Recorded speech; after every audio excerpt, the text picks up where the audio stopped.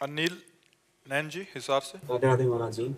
राधे राधे महाराज जी। महाराज जी, पिछले 1 साल से आपको सुन रहा हूँ, आपके द्वारा बताए गए मार्ग पर चलने का भी प्रयास कर रहा हूँ। महाराज जी, मेरा आपसे एक प्रश्न है कि आपने 13 वर्ष की आयु में ही अपना घर छोड़ दिया था और भगवत प्राप्ति के मार्ग पर चल पड़े थे। महाराज जी, आप काफी लंबा लिखे हैं, कह रहे हैं कि जब आपको पहली बार अनुभूति हुई भगवत प्राप्ति की, तो उसके बाद में कैसा परिवर्तन महसूस हुआ, और सुखानुभूति का वर्णन कर सकते हैं महाराज जी वो? एक हम आपको गुलाब जामुन पवावे, पूछे कैसा था, आप कहोगे बढ़िया मीठा। नहीं, कैसा बढ़िया मीठा, इसके आगे बोल पाओगे? इसके आगे उत्तर होगा, आप खा के देख लीजिए, नहीं आएगा। जब एक प्राकृतिक वस्तु के स्वाद की बात ये वाणी नहीं बता सकती, वो कहेगी अनुभव करो, तो ये तो भगवदानंद है। अनुभव गम्य भजे जय संता। भला भगवान जो अनिर्वचनीय है, उनके आनंद का कैसे वर्णन किया जा सकता है? वो तो यत् किंचित शास्त्रों में वर्णन है। जैसे एक पदार्थ के आनंद का, सुख का वर्णन करने की सामर्थ्य वाणी नहीं रखती। कितना मीठा है, बहुत मीठा है, इसके आगे खा के देख लो। ऐसे भगवदानंद परमानंदमय है। कैसा परमानंद है? भजन करो, भगवान की प्राप्ति करो, तब अनुभव में आएगा। समझ पा रहे हो? अब ये कोई रसगुल्ला तो है नहीं कि उसको खवा दिया जाए कि देखो इतना मीठा है। राधा नाम जप करो, संयम से रहो, पवित्र भोजन पाओ, और लंबे काल तक पाप न बनने पावे, तब आनंद मिलने लगेगा भगवान का। और जैसे जैसे आनंद मिलेगा, वैसे वैसे आगे बढ़ते जाओगे। और जहां भगवदाकार वृत्ति हुई, भगवान का दर्शन हुआ, जीव निहाल हो गया, जन्म मरण के चक्र से मुक्त हो गया, कर्म बंधनों से मुक्त हो गया। तो जाने मोरी छाती, मीरा जी कहती, मुझे गिरधर कितना सुख देते। ये वाणी नहीं जानती, जाने मोरी छाती, मीरा जी कहती मेरा हृदय जानता है। तो बच्चा, ये हृदय का विषय, इसको वाणी से कैसे कहें? ऐसे कह सकते हैं बहुत आनंद है।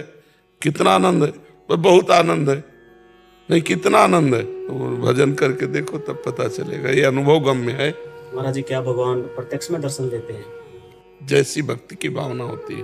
अगर भक्ति की भावना हो कि हमें ध्यान में दर्शन दे, तो भगवान ध्यान में देते हैं। और अगर प्रगट में, तो प्रगट में, हमारी काशी में प्रगट में भावना थी, मुझे भगवान शंकर ऐसे दर्शन दे जैसे व्यक्ति के दर्शन किए जाते हैं।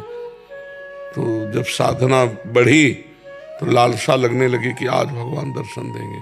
पूरा दिन हो जाता घाट में बैठे, दोपहर में चिलचिलाती धूप, कोई व्यक्ति नहीं, तपती हुई पंडों की छतरी के नीचे, आज भगवान दर्शन देंगे, आज देंगे।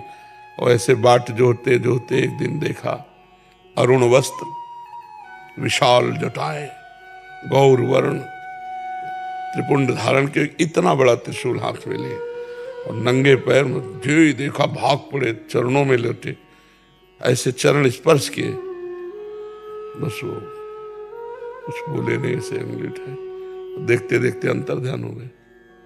पहली बार जब भगवान शिव के दर्शन हुए थे, तो काशी में घाटों में हुए थे, मध्याह्न के समय, दोपहर के समय।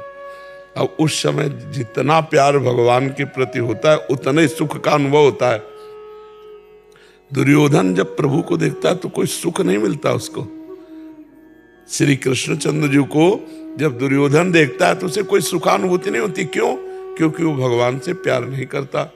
और विदुरानी जी ने देखा नहीं था, केवल सुना। कौन आया? बोले श्री कृष्ण। प्रेम में मगन हो गई। क्यों? क्योंकि उनको भगवान से प्रेम था।